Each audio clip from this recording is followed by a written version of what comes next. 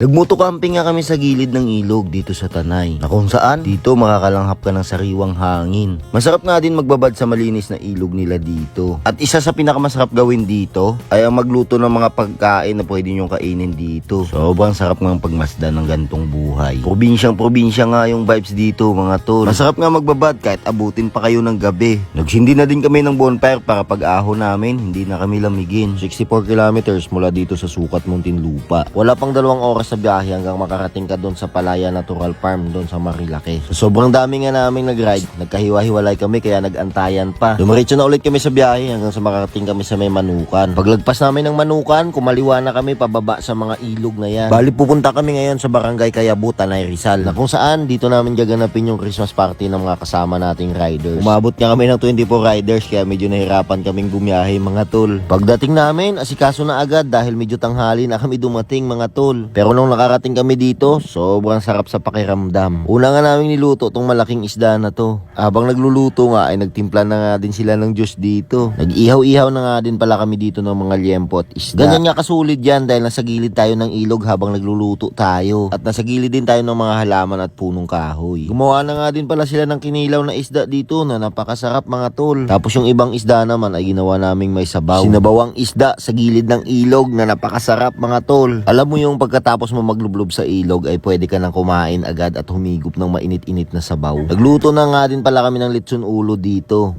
Lechon ulo lang muna dahil kulang yung budget namin. Tamang lublob nga dito sa ilog habang nagtatagay mga tol. Baka kami magtanong kung nagtatapon kami ng basura dyan. Hindi po. May dala po kaming syro dyan para lagay ng basura namin. Ito yung pinakamasarap na banding. Yung walang internet at puro kwentuhan lang at puro tawanan.